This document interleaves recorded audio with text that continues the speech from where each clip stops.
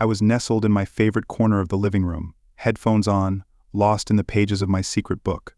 The soft glow of the lamp cast shadows that danced around me, creating a sanctuary where I could breathe freely. The world outside my room faded away, replaced by the vivid lives of characters who understood me better than anyone else. Alex, my mother's voice cut through the silence like a knife. She stood in the doorway, holding the book one had hidden so carefully. My heart skipped a beat. I pulled off my headphones, trying to appear calm. "Hey, Mom, what's up?" She took a step closer, her eyes darting between me and the book. "Is this yours?" she asked, her tone a mix of curiosity and something darker anger, maybe? I swallowed hard, feeling the walls of my sanctuary closing in. "Yeah, it is. It's just a story I like." My father appeared beside her, arms crossed, his expression unreadable. "Alex, we need to talk." I nodded, setting the book aside. "Sure, what about?" She sighed, placing the book on the coffee table. "We found it in your room. It's not like you to read these kinds of books. What's going on?" Before I could answer, my father's voice broke in. "Why didn't you tell us about this before?" I glanced between them, searching for any sign of understanding. I didn't think it was important. My mother's eyes welled up. "Important? Alex, this isn't just a book. It's about who you are." I felt a lump form in my throat. "I'm not hiding anything. It's just fiction." He took a step forward, his frustration evident. "Fiction or not, it's clear you've been keeping something from us." I opened my mouth to explain, but the words stuck. My mother reached out, her hand trembling. "Is this why you've been distant lately?" I shook my head, tears welling up. "No, it's not like that." Suddenly, the room felt too small. My father turned away, pacing the floor. "Why would you choose this? Why not be who we expected you to be?" My mother followed his gaze, tears streaming down her cheeks. "We just want you to be happy, Alex. Is this what makes you happy?" I stood up, feeling the urge to run but knowing I couldn't escape the confrontation. "Yes, it does. I've never been happier than when I'm being myself." He stopped pacing, turning to face me with a mixture of anger and sorrow. "This isn't normal, Alex. You're throwing away everything we've built." Before I could respond, the doorbell rang, jolting us all. My mother glanced towards the door, her expression shifting from pain to confusion. Who could that be at this hour? My father walked over, grabbing his coat.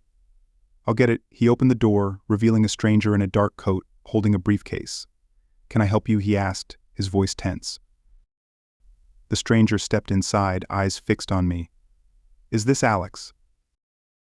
I nodded cautiously. "Yes, who are you?" He glanced around the room, then focused on me. "We need to talk about your future." Before I could ask who he was or what he meant, my mother stepped forward, protective. "You're not welcome here. Leave us alone." The stranger's expression hardened. "I'm here to help, whether you like it or not." As he took a step closer, my father moved in front of me, blocking the stranger's path. "We don't need your help." The tension in the room was electric. My heart pounded in my chest as I realized this was just the beginning of a much bigger storm. My father's voice was firm, the kind he used when he wanted to end an argument before it even started. I said, "Leave." The stranger didn't budge. Instead, he slipped his hand into his coat pocket, pulling out a slim, black card. He held it out to me, ignoring my parents entirely. "This is for you, Alex. You'll want to hear what I have to say." I hesitated, my eyes flicking to my father, who looked ready to throw the guy out himself. But something in the stranger's gaze kept me rooted to the spot. He seemed unfazed by my father's looming presence, almost as if he'd expected this reaction. "What is this?" I asked, finally breaking the tense silence. He gave a small, cryptic smile. "An opportunity, one that could change your life, if you're brave enough to take it." My mother's voice trembled as she stepped closer to me, her hand gripping my arm. "Alex, don't listen to him. We don't even know who he is." I glanced at the card in his hand, a strange curiosity gnawing at me. My heart was still racing from the confrontation with my parents, and now this stranger had walked into our lives, offering something unknown. My instincts screamed to stay away, but there was a part of me, a small, rebellious part, that wanted to see where this would lead. "Who are you?" I asked, my voice stronger this time. He looked at me, his eyes steady and intense. "Someone who knows what you're going through. Someone who's been where you are now." My father stepped forward, snatching the card out of his hand. "You're not taking this. Get out of our house." The stranger didn't flinch. He simply held my gaze, as if my father's actions didn't matter. "Think about it, Alex. If you want answers, I'll be waiting." With that, he turned and walked out, leaving a heavy silence in his wake. My father slammed the door behind him, the sound echoing through the house. He turned to me, his face red with anger. "You're not going anywhere near that man. Do you understand?" I nodded, but my mind was elsewhere. Who was that guy, and what did he know about me? What could he possibly offer that would change my life? The question swirled in my head, feeding the growing sense of unease. My mother took the card from my father, her fingers trembling as she held it up. "We should burn this. Whatever he's offering, it's not worth the risk." But I couldn't take my eyes off that card. "Wait," I said, surprising myself. "Let me see it." My father shot me a look, but handed it over. I took the card, feeling its weight in my hand. It was simple, with nothing but a phone number printed on it. No name, no title, just a number. "Alex," my mother whispered, her voice pleading, "we're just trying to protect you." I looked up at her, feeling the pull of her words, but also something else, a need to understand what just happened, to find out what this stranger knew about me. "I know, Mom, but I have to figure this out." Before they could argue, I slipped the card into my pocket. "I won't do anything stupid, I promise. But I need to know why he came here." My father's face softened slightly, but his concern was still evident. "Just, be careful, Alex. We don't want to lose you." I nodded, feeling the weight of their worry, but also a strange determination. I didn't know what I was getting myself into, but whatever it was, I couldn't ignore it. Not now, not when everything in my life was already spiraling out of control. I barely slept that night. Every time I closed my eyes, I saw the stranger's face, heard his voice echoing in my mind. What could he possibly know about me? What did he mean by an opportunity? The questions gnawed at me, refusing to let go. Morning came too quickly, the sunlight filtering through my curtains, casting a harsh light on the chaos of the previous night. I got up, the black card still in my pocket, its presence a constant reminder of the mystery I couldn't shake. At breakfast, the tension in the air was palpable. My parents sat across from me, their expressions tight, words unspoken hanging between us. I could feel their eyes on me, waiting for some kind of reassurance, but I had none to give. "Alex," my father started, his voice carefully controlled, "we should talk about last night." I nodded, pushing my food around on my plate. "I know." My mother leaned forward, her concern etched in every line of her face. "You're not seriously thinking about calling that man, are you?"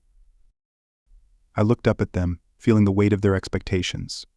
"I don't know," I admitted, my voice barely above a whisper, "but I can't stop thinking about it." My father's expression hardened. "There's nothing to think about. He's trouble, Alex.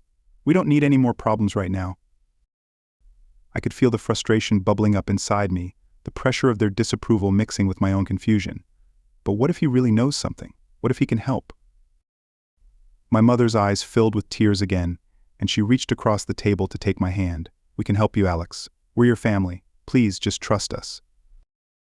I wanted to believe her, wanted to feel that everything could go back to the way it was before. But deep down, I knew things had already changed.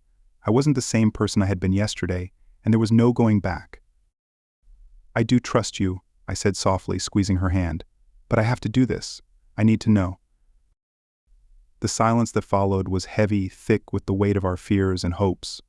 My father finally broke it, his voice resigned. "If you're going to do this, you're not doing it alone."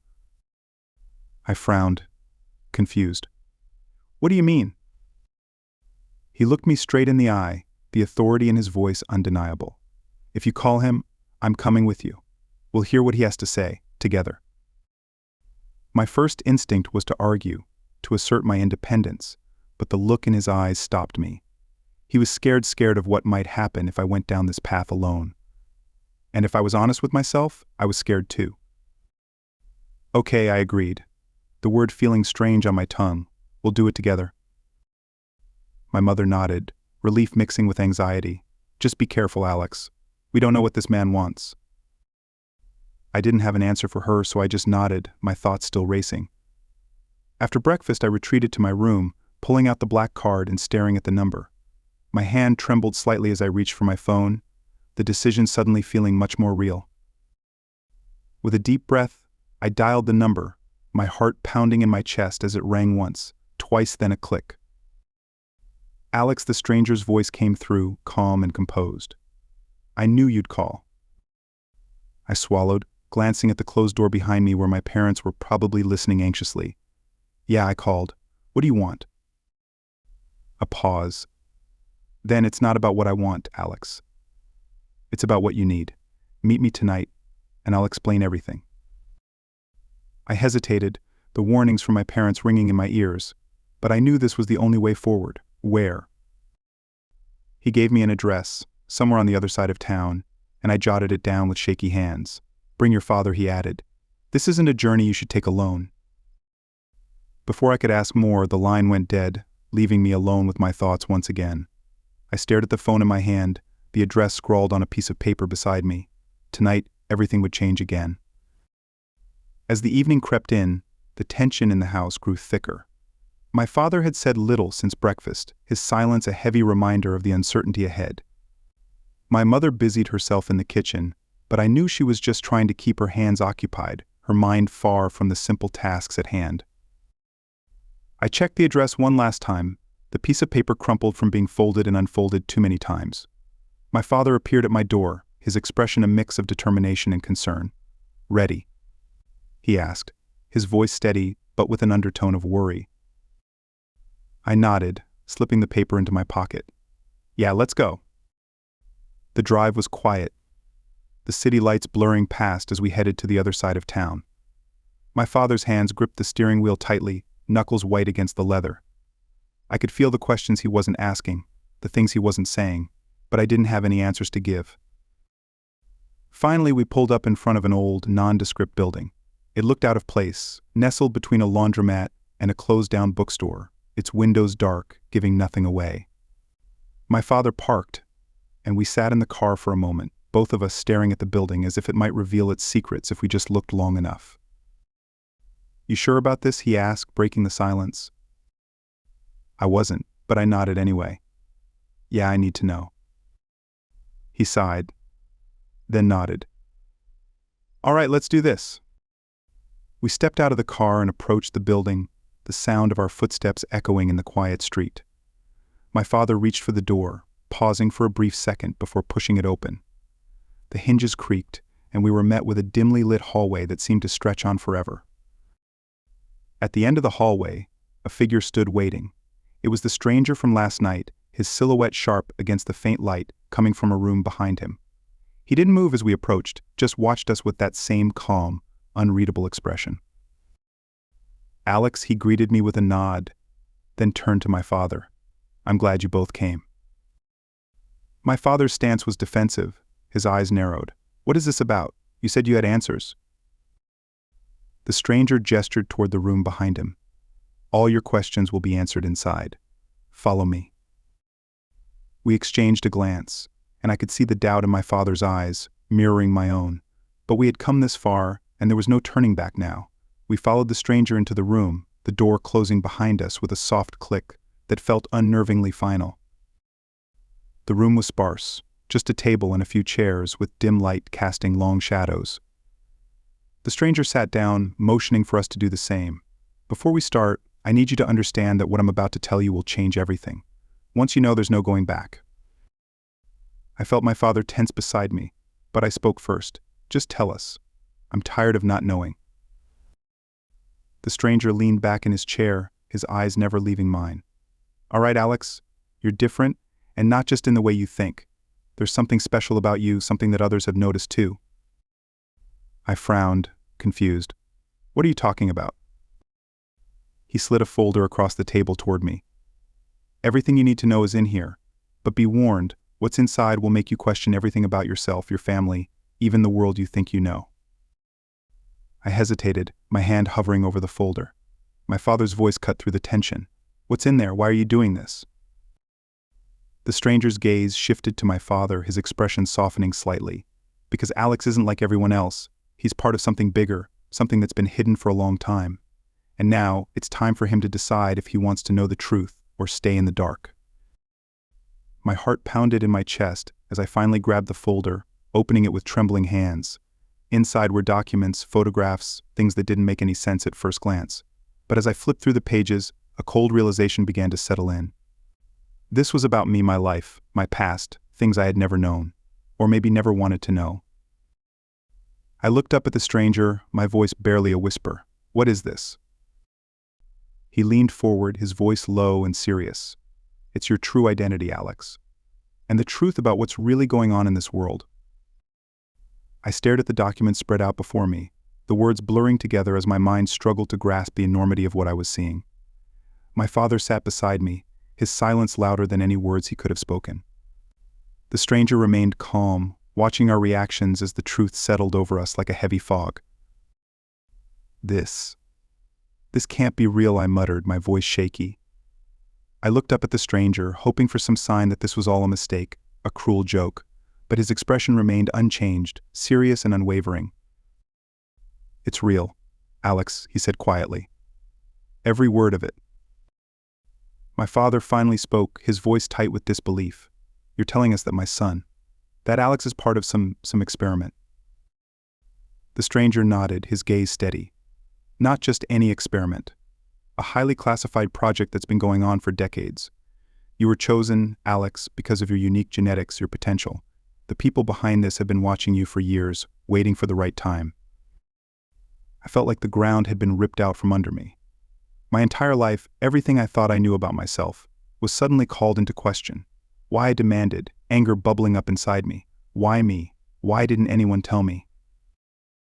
The stranger leaned forward, his tone patient but firm. "Because they didn't want you to know. They wanted you to live a normal life until they needed you. But things have changed, and now they're coming for you." My father's fist hit the table, rattling the documents. "You expect us to believe this? That my son is some kind of weapon?" The stranger didn't flinch. "Not a weapon. A key. Alex, you have the ability to unlock something very powerful, something that could change the course of history. That's why they're after you, and that's why I'm here to help you make the right choice." My mind raced, trying to piece together everything I just learned. It was too much, too overwhelming. What do they want from me? What am I supposed to do? The stranger's gaze softened, just a fraction. "They want to control you, to use you for their own purposes. But you don't have to let them. You have a choice, Alex. You can run, hide, and try to live the life you had before. Or you can fight back." I shook my head, confusion and fear battling for control. Fight back? How? I don't even know what's real anymore. My father reached over, placing a hand on my shoulder, his grip firm and reassuring. "Whatever this is, Alex, you're not alone. We'll figure this out together." I looked at him, seeing the worry etched into his face, but also the determination.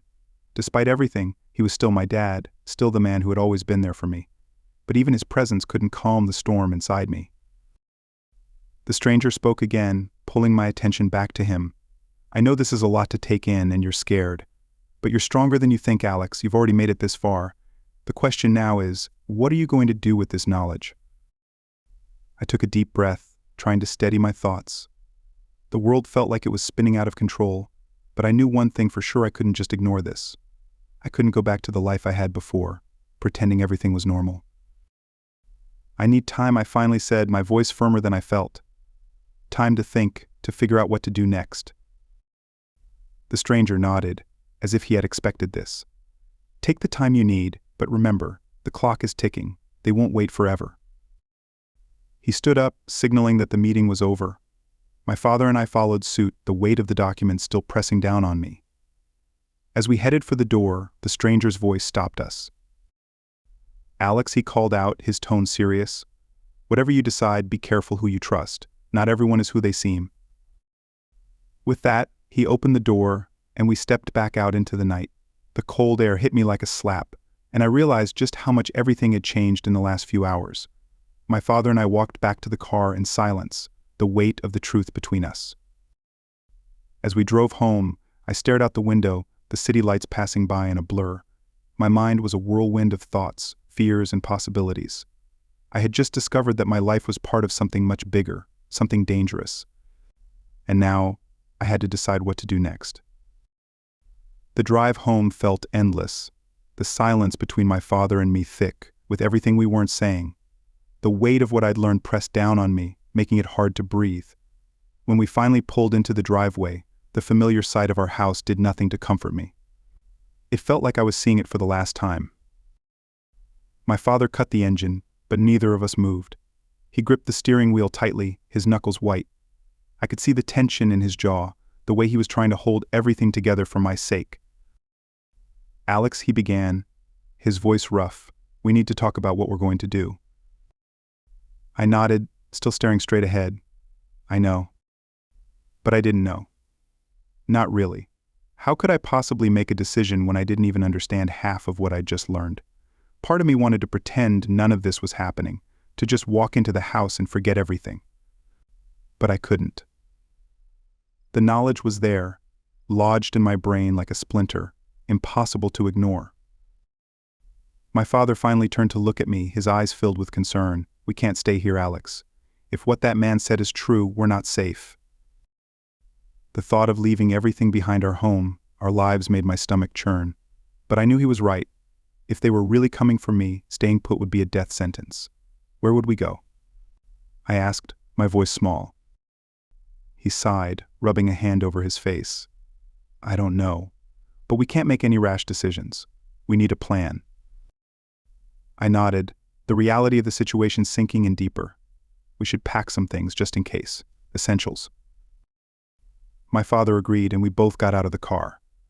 The house seemed darker than usual, the windows like empty eyes watching our every move. I couldn't shake the feeling that someone or something was out there waiting. Inside, my mother was pacing the living room, her face etched with worry. The moment she saw us, she rushed over, her questions tumbling out in a frantic stream. "What happened? What did he say? Are we in danger?" My father gently took her by the shoulders, calming her with a look. "We're fine, but we need to be prepared. Pack a bag, just the essentials. We might need to leave quickly." She looked between us, her eyes wide with fear, but she didn't argue. Instead, she hurried upstairs, leaving my father and me alone again. The tension in the room was suffocating. "I'll start with my room," I said, needing to move, to do something to keep from drowning in my thoughts. He nodded, watching me closely. "I'll be right here, if you need me." I climbed the stairs, each step feeling heavier than the last. My room was just as I'd left it, but now it felt foreign, like it belonged to someone else. I grabbed a duffel bag from the closet and started throwing in clothes, my hands shaking. Every piece of clothing felt like a reminder of the life I was about to leave behind. My mind kept going back to the stranger's words, the folder, and the cryptic warnings. What exactly was I running from? And if I didn't run, what would happen? Would they really come for me? And who were they? The more I thought about it, the more I realized there was no easy answer. I was terrified, but I knew I couldn't let that paralyze me. I had to make a choice, and I had to make it fast. As I zipped up the bag, my phone buzzed in my pocket. I pulled it out, expecting a text from a friend, or maybe another message from the stranger. But it was neither. It was an unknown number, with a single line of text. "We're closer than you think." My breath caught in my throat. I spun around, half expecting to see someone standing in the doorway, but the room was empty. I rushed to the window, peering out into the night. The street was quiet, but the shadows seemed darker, more menacing. Were they watching me right now? How had they gotten my number? I stumbled back from the window, my heart racing. I needed to tell my parents, but before I could move, the phone buzzed again. "Make your choice, Alex. Time's running out." I stared at the screen, my mind racing. Whoever this was, they weren't bluffing. They knew where I was, and they were waiting for me to make a move. I bolted down the stairs, nearly colliding with my father. "We have to go. Now." He didn't question me, just grabbed his own bag and called for my mother. Within minutes, we were in the car, speeding away from the house that had been our home. I didn't look back as we drove away, but I could feel the weight of everything I was leaving behind pressing on my chest. As we merged onto the highway, I glanced at my phone again, half expecting another message. But the screen was dark, silent. The choice had been made, and now, all we could do was keep moving forward into the unknown. The highway stretched ahead of us, dark and endless, illuminated only by the beams of our headlights cutting through the night. The silence in the car was thick, the tension almost unbearable. My mother sat in the back, her hands clenched together, while my father focused on the road, his jaw set in a hard line. I kept glancing at my phone, half expecting another ominous message to pop up, but the screen remained dark. The quiet was getting to me, my thoughts racing as I tried to piece together everything that had happened in the last 24 hours. We were running, but from what exactly? And where could we possibly go to escape something this big? "We can't just keep driving," my mother finally said, her voice breaking the silence. "We need a plan. We can't run forever." My father nodded, his eyes flicking to the rearview mirror, scanning the road behind us. "We'll find a place to stop soon. We need to regroup, figure out our next move." I leaned forward, trying to keep the fear out of my voice. "Dad, do you think they're following us?" He didn't answer right away, his eyes still on the road. "I don't know, Alex, but we can't take any chances." I sank back into my seat, my mind spinning. The thought that someone or something could be following us made my skin crawl. I looked out the window, trying to see through the darkness, but all I could see was the blur of the road and the occasional flicker of headlights from distant cars. Then, as if my worst fears were being confirmed, my phone buzzed in my lap. I snatched it up, my heart pounding. It was another message from the unknown number. "You can't run forever. We're closer than you think." I felt a cold chill run down my spine. They were still watching us. I looked over at my father, his knuckles white, as he gripped the steering wheel. "They're still following us," I whispered, showing him the message. He glanced at it, then back at the road, his expression hardening. "Damn it, we need to lose them." "What do we do?" my mother asked, her voice trembling. "First, we get off this highway," my father said, already signaling for the next exit. "We need to make sure we're not being tracked. Alex, turn off your phone." I hesitated for a moment, then did as he said, the screen going black in my hand. As we veered onto the exit ramp, the lights of the highway receded behind us, replaced by the quiet, darkened streets of a small town. My father drove through a series of turns, doubling back and weaving through the narrow roads until I could no longer tell which direction we were heading. Finally, he pulled into a small, deserted parking lot behind an old gas station. He killed the engine, and the silence that followed was deafening. For a moment, none of us moved, each of us listening, waiting. "We need to get rid of anything they could be using to track us," my father said, his voice low but firm. "Phones, anything electronic." My mother reached into her bag, pulling out her phone and handing it to him. I did the same, and we watched as he took them to a nearby dumpster, tossing them in without hesitation. It felt like we were cutting ties with the last remnants of our normal lives. As he walked back to the car, I noticed the way his shoulders were tense, the way he kept glancing over his shoulder, as if expecting someone to jump out of the shadows. When he got back in, he looked at me, his eyes serious. "Alex, there's something you need to know," he said quietly. I frowned, confused. "What do you mean?" He hesitated, glancing at my mother before continuing. "Before all this happened, I did some digging. I wanted to know more about that man, about what he said. I found some things I didn't want to believe at first." My heart started racing again. "What did you find?" He took a deep breath, clearly struggling with how to say it. "It's not just about you, Alex. It's about all of us. Your mother and I. We were chosen too, a long time ago, before you were even born." What my mother gasped, her hand flying to her mouth. "What are you talking about?" He turned to her, his expression pained. "I didn't know the full extent until now, but we were part of something that's been kept hidden for years, and now it's come back for Alex." I shook my head, disbelief warring with the growing dread in my chest. "You mean, you knew something like this could happen?" "No," he said quickly, "not like this. I knew there were risks, but I thought we'd left all that behind. I thought we were safe." My mother's voice was trembling. "And now they're after our son because of something we were part of." "Yes," he admitted, his voice heavy with regret. "And they won't stop until they get what they want." I felt a wave of anger and fear wash over me. "So what do we do now? How do we stop them? My father looked at me, his eyes filled with determination. We fight back, Alex. We don't let them take you. But we need help.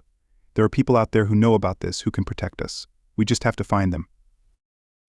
How? I asked, the weight of everything pressing down on me.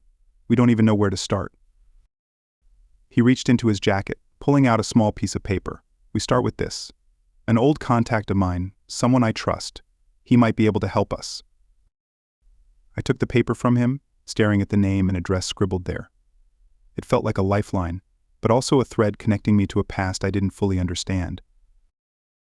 We need to go now, he said, starting the car again. We don't have much time. As we pulled out of the parking lot, the tension in the car was palpable, but there was also a glimmer of hope. We had a plan, a direction. It wasn't much, but it was something. And right now that was all we had. We drove through the night, the darkness outside feeling as if it was closing in on us. My mind raced with everything my father had revealed, how he and my mother were somehow connected to this nightmare, how it wasn't just about me, but about all of us. The car's engine hummed steadily, a contrast to the storm of thoughts in my head. We finally reached the outskirts of a small, sleepy town, the kind of place where the world seemed to move slower, untouched by the chaos we were fleeing. My father slowed down, checking the directions scribbled on the piece of paper he'd given me. We're almost there, he said, his voice tense. I looked around at the quiet streets, the houses dark and unwelcoming. Who is this guy? Can we really trust him? My father nodded, though I could see the uncertainty in his eyes. He's an old friend, someone who knows about the things we're dealing with. If anyone can help us, it's him. We turned down a narrow, gravel road, the tires crunching loudly in the stillness of the night. At the end of the road stood a small, dilapidated cabin, barely visible in the dim light of the moon. It didn't look like much, but my father seemed certain. This is it, he said, pulling the car to a stop. He turned to us, his expression serious. Stay close, and let me do the talking. We climbed out of the car, the cool night air biting at my skin. My mother looked nervous, her eyes darting around as if expecting danger to leap out from the shadows at any moment. My father led the way, walking up to the cabin's front door and knocking firmly. For a moment, nothing happened. The silence stretched on, and I could feel my anxiety rising with each passing second. What if this was a trap? What if whoever was inside wasn't who we thought? Then the door creaked open, revealing a man in his late 50s, his face lined with age and experience. His eyes were sharp, assessing us quickly before settling on my father. David, he said, his voice gravelly but calm. It's been a long time. My father nodded, relief evident in his posture. Too long, Martin. We need your help. Martin stepped aside, motioning for us to enter. Come in. We don't have much time. We filed into the cabin, the interior as sparse and worn as the outside. A few mismatched chairs surrounded a small table, and old maps and documents cluttered the surfaces. It was clear this place wasn't just a home, it was a hideout, a place for planning and surviving. Martin shut the door behind us, locking it with a series of bolts that made my heart race even faster. You've stirred up quite a mess, he said, not unkindly, as he led us to the table. I take it this is the boy. My father nodded, placing a hand on my shoulder. This is Alex. Martin's eyes settled on me, and I could feel him weighing me, measuring my worth. You look like your mother, he said finally, then glanced at her. I'm sorry you're in this position. My mother offered a small, tight smile. We just want to protect him. Martin nodded, sitting down at the table and gesturing for us to do the same. You're smart to come here. The people after you, they're relentless, and they've been preparing for this for a long time. I swallowed hard, forcing myself to ask the question that had been burning in my mind. Why me? Why us? Martin leaned back in his chair, his gaze shifting to my father. You didn't tell him. My father shook his head, his expression pained. I didn't know how. I didn't want him to be afraid. Martin sighed, rubbing a hand over his face. Alex, you're not just an ordinary kid. Your parents were involved in something big, something that was supposed to be buried a long time ago. But it didn't stay buried. He reached across the table, grabbing one of the maps and spreading it out before us.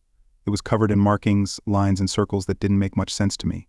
This, he said, pointing to a location, is where it all started. a facility hidden from the public eye where experiments were conducted. Your parents were part of those experiments. My mother flinched, but she didn't speak. My father's grip on my shoulder tightened. We thought it was over. We thought we could live normal lives. But they never let go, Martin continued, his voice grim. They've been watching, waiting for the right moment, and now that they've found you, they won't stop until they have what they want. And what do they want? I asked, my voice barely above a whisper. Martin's eyes met mine, his gaze unwavering. You, Alex, they want you because you're the key to finishing what they started. You have something they need, something that could change everything. I felt a cold dread settle in my stomach. But I don't know anything about this, I'm just... You're more than you think, Martin interrupted, his tone firm but not unkind. And that's why we need to move quickly. They'll be looking for you, and they won't be far behind. My father leaned forward, his voice urgent. What do we do, Martin? Where can we go? Martin didn't hesitate. There's a safe house, a place where you can lay low until we figure out our next move. It's not far, but we'll need to move now before they pick up your trail. I nodded, the fear still there, but now tempered with a sense of purpose. Let's go. Martin stood, already grabbing a duffel bag from a corner of the room. We'll take my car. It's less likely to be tracked. As we prepared to leave, I couldn't shake the feeling that we were running out of time. Every second felt like it could be our last moment of safety. We stepped back out into the night, the air thick with tension, and I knew that whatever happened next would determine the course of my life. The engine roared to life as Martin's car sped down the winding roads, leaving the small town and its fragile sense of safety behind us. The night was thick, oppressive, as if the darkness itself was conspiring against us. My heart pounded in my chest, every nerve on edge, as I stared out the window, half expecting to see headlights in the rearview mirror, signaling that we were being followed. Martin drove with the precision of someone who had been in situations like this before, his eyes sharp as they scanned the road ahead. My father sat in the passenger seat, his hand gripping the door handle tightly, while my mother was in the back seat with me, her hand resting on mine, trying to offer comfort. We're heading to a safe house, Martin said, his voice cutting through the tense silence. It's off the grid, somewhere they won't easily find us. But we need to move fast. They're likely tracking your last known location. I nodded, swallowing the fear that threatened to choke me. What happens when we get there? We regroup, plan our next move, Martin replied, his eyes flicking to the rearview mirror, and we figure out how to keep you out of their hands. Just as I started to think we might actually make it, my mother's grip on my hand tightened suddenly. David, she whispered, her voice trembling, there's a car behind us. I twisted in my seat, looking through the back window. In the distance, a pair of headlights appeared, growing larger with each passing second. My heart skipped a beat. Are they following us? Martin didn't need to look to know. Hold on, he muttered, pressing down on the gas pedal. The car surged forward, the tires squealing as we took a sharp turn onto a narrow road, trying to lose whoever was behind us. The headlights followed, turning onto the same road, now moving faster. My father glanced at Martin, his voice tense. Can we outrun them? We'll try, Martin said, his voice clipped. But if they're who I think they are, they won't give up easily. The car jolted as we hit a bump in the road, and I could hear my mother's sharp intake of breath. The adrenaline pumping through my veins was almost overwhelming. Every twist and turn of the road felt like it could be our last. The car behind us was getting closer, its headlights glaring in the dark. They're gaining on us, I shouted, my voice filled with panic. Martin gritted his teeth, pushing the car harder. We need to lose them in the woods. There's a turnoff up ahead. If we make it there, we might have a chance. The car behind us was almost on top of us now, its engine growling as it closed the distance. I could feel the tension in the car, a palpable fear that we might not make it. But just as I thought we were done for, Martin jerked the wheel sharply to the right, sending us careening down a dirt path barely visible in the dark. Branches scraped against the sides of the car as we tore through the underbrush, the road beneath us rough and uneven. I glanced behind us, barely daring to breathe. The headlights of the pursuing car had disappeared, swallowed by the trees. For a moment I thought we might have lost them. But then, just as we rounded a bend, the headlights reappeared, cutting through the darkness like knives. They had found us again, and they were coming in fast. "Martin, they're still on us," my father shouted, his voice edged with desperation. Martin's face was a mask of concentration. "We're almost there," he said, his voice tight. "Just hold on a little longer." We burst out of the trees onto a narrow bridge that spanned a deep ravine, the wooden planks creaking under the weight of the car. My heart was in my throat as I realized how precarious our situation was. If the bridge didn't hold, or if they caught up to us now, there would be no escape. The car behind us roared onto the bridge, its headlights blinding in the darkness. My mother clutched my hand, her nails digging into my skin. I could see the fear in her eyes, the realization that we were running out of options. And then, just as the bridge ended, Martin yanked the wheel to the left, sending us skidding off the road and down a steep embankment.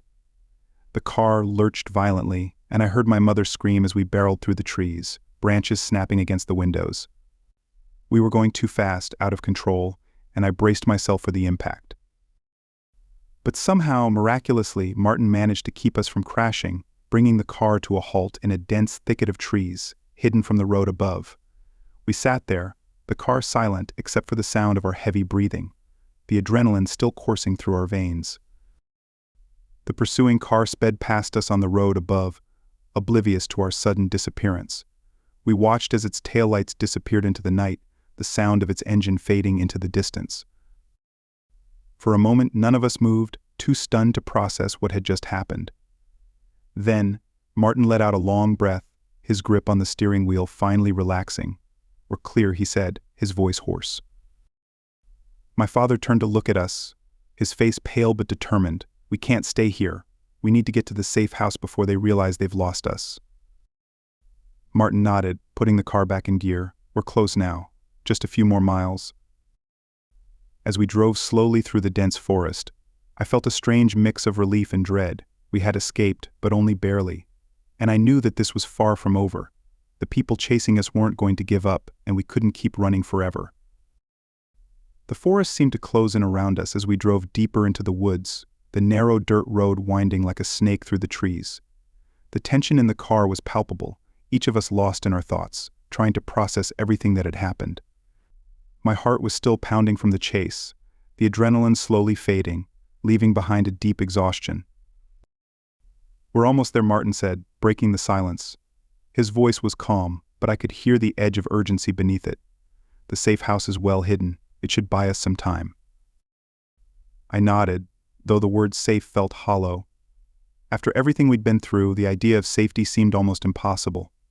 I glanced at my parents. My father's face was set in a grim mask, while my mother looked out the window, her eyes distant, as if she was already mourning the life we'd left behind. The road narrowed even further, the trees growing thicker, their branches forming a canopy that blocked out most of the moonlight. Finally, we came to a stop in front of what looked like an old, abandoned cabin, almost swallowed by the surrounding forest. It was small, with weathered wooden walls, and a roof that looked like it had seen better days. "This is it," Martin said, cutting the engine. "It doesn't look like much, but it's secure. No one will find us here." We stepped out of the car, the night air cool and still. I could hear the sounds of the forest around us, crickets chirping, the rustle of leaves in the breeze, but it only made the silence between us more profound. My father and Martin exchanged a look, then moved toward the cabin, leading the way. Inside, the cabin was as simple as its exterior suggested. There was a single room with a few pieces of old furniture, a couch, a table, a couple of chairs. A small kitchen area with outdated appliances, and a wood-burning stove occupied one corner. A door at the back led to what I assumed was a bedroom. Martin walked over to a dusty cabinet, opening it to reveal a collection of old maps, radios, and a few weapons. He started checking the equipment, making sure everything was in working order. "We'll need to be ready for anything," he said, his tone matter of fact. My father nodded, joining him in the task. My mother, on the other hand, sank onto the couch, her hands trembling slightly. I sat down beside her, trying to offer some comfort even though I felt just as lost. "Alex," she said quietly, her voice thick with emotion, "I'm so sorry you're going through this. We never wanted this for you." I shook my head, forcing a small smile. "It's not your fault, Mom. We'll get through this together. But even as I said the words, I couldn't shake the feeling of dread that had settled in my gut. I knew we were just buying time, that the people after us wouldn't stop until they had what they wanted. And what they wanted was me. Martin finished checking the equipment and turned to us. We'll stay here for the night, but in the morning we need to start planning our next move. They'll figure out we gave them the slip, and when they do, they'll come looking. My father looked at him, his face lined with worry. What do you suggest? We need to reach out to some old contacts, Martin replied, his voice low. There are people who know about the program, who've been trying to expose it for years. They might be able to help us, but it's risky. We'll be putting our trust in people who have their own agendas. My father sighed, rubbing a hand over his face. We don't have much choice, do we? No, Martin said simply. But we have to be smart about it. We can't afford to make any mistakes. I listened to their conversation, the reality of our situation sinking in even deeper. We were running from something far bigger than I'd ever imagined, and the road ahead was fraught with danger. But I also knew that I couldn't just sit back and let others decide my fate. I had to take control, to fight back in whatever way I could. I want to help, I said, surprising myself with the firmness in my voice. My father looked at me, concern etched on his face. Alex, this is dangerous. You're just. I'm not just a kid, I interrupted, standing up. This is about me, about all of us. I can't just sit here and do nothing. I need to be part of this. Martin studied me for a moment, then nodded. He's right, David. If Alex is going to survive this, he needs to understand what we're up against. He needs to be prepared. My father hesitated, then finally nodded, his shoulders sagging as if the weight of the world had settled on them. Okay, Alex, we'll do this together. As we settled in for the night, the cabin's walls felt like they were closing in on us, the small space a stark reminder of how isolated we were. But there was also a strange sense of resolve in the air, a determination to face whatever came next. I lay down on the couch, my mind racing with everything that had happened and everything that was still to come. The forest outside was quiet, but I knew that peace was temporary. The people hunting us were still out there, getting closer with every passing hour.